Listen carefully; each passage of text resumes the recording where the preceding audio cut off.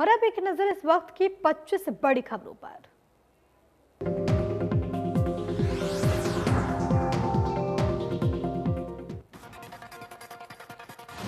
बड़ौदा उपचुनाव में मुख्यमंत्री का डिजिटल चुनाव प्रचार आज से शुरू। वीडियो कॉन्फ्रेंसिंग के जरिए हलके के लोगों से सीएम करेंगे बातचीत। जींद पहुंचे बीजेपी प्रदेशाध्यक्ष ओम प्रकाश धनखड़ ने विपक्ष पर बोला हमला। धनखड़ ने कहा कि कांग्रेस के पास झूठ बोलने के सिवा कोई काम नहीं। कांग्रेस का झूठ बीजेपी सरकार कभी बिकने नहीं देगी। बड़ौदा उपचुनाव को लेकर धनखड़ ने यह भी कहा कि बड़ौदा में निश्चित रूप से बीजेपी की जीत होगी। कांग्रेस के लिए बड़ौदा का उपचुनाव एक चुनौती, लेकिन बीजेपी के लिए अवसर है। बड़ौदा उपचुनाव को लेकर कांग्रेस ने जारी की स्टार प्रचारकों की लिस्ट। 30 स्टार प्रचारक करेंगे बड़ौदा उपचुनाव के लिए प्रचार। कांग्रेस सांसद दीपेंद्र हुड्डा का बीजेपी सरकार पर निशाना। देश आज बर्बादी की तरफ, किसान सहित हर वर्ग परेशान। बीजेपी ने 6 साल में बड़ौदा का कितना किया विकास, पूछा। गृह मंत्री अनिल विज ने राहुल गांधी और प्रियंका गांधी वाड्रा पर साधा निशाना। कहा ये दोनों सुबह घर से तेल का कनस्तर लेकर निकलते हैं। जहां भी थोड़ा बहुत धुआं देखते हैं वहां तेल छिड़ककर आग लगा देते हैं।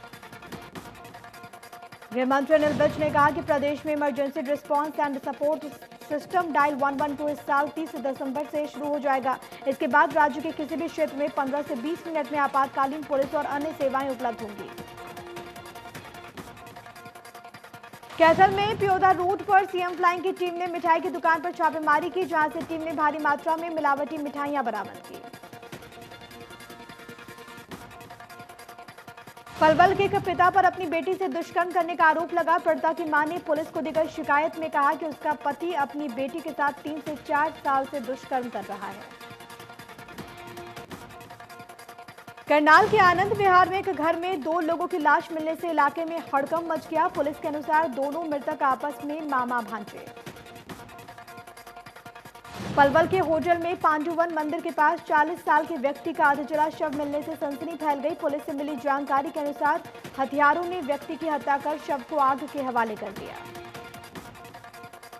पलवल में मिट्टी से भरे डंपर ने सड़क किनारे खड़े 2 बच्चों को कुचल दिया। घटना के बाद आरोपी डंपर चालक मौके से फरार हो गया। पुलिस ने परिजनों की शिकायत पर डंपर चालक के खिलाफ मुकदमा किया दर्ज, जांच हुई शुरू। करनाल के सांभली गांव के पास एक भीषण हादसे में चाचा भतीजे की मौत हो गई। पुलिस के अनुसार दोनों चाचा भतीजे बाइक पर सवार होकर अपने गांव जा रहे थे, तभी सामने से आ रही तेज रफ्तार की एक गाड़ी ने बाइक में टक्कर मार दी। जींद में बीजेपी विधायक डॉक्टर कृष्ण मिड्ढा ने गांव बरसोला में 2 करोड़ रुपए की परियोजनाओं का शिलान्यास किया। परियोजनाओं में तीर्थ का सौंदर्यीकरण और सत्संग के लिए हॉल का निर्माण प्रस्तावित है। कृषि उद्योग निगम के चेयरमैन का यह कहना है कि वीटा डेयरी का सालाना टर्नओवर 1500 करोड़ रुपए करना पहला लक्ष्य है। उन्होंने ये भी कहा कि प्रदेश भर में वीटा के 2000 बड़े बूथ स्तर शुरू किए जाएंगे। पूर्व मंत्री कर्णदेव कंबोज ने बड़ौदा उपचुनाव में बहुमत से बीजेपी की जीत का दावा किया। कहा कि चुनाव में बीजेपी बहुमत से जीतेगी, बीजेपी का साथ देगी जनता। वहीं नीट परीक्षा में झज्जर जिले का जलवा भी कम नहीं है। झज्जर के साहिल ने नीट परीक्षा में 176वीं रैंक हासिल की, जिसके बाद साहिल को बधाई देने वालों का लगा तांता। देश के पिछड़े जिले मेवात का जलवा भी कम नहीं है। नीट परीक्षा में मेवात के करीब आधा दर्जन से ज्यादा युवाओं ने अपनी मेहनत और कामयाबी से परचम लहराया। इनमें से एक नाम है वसीम खान का, जिन्होंने परीक्षा में 720 में से 659 अंक हासिल किए।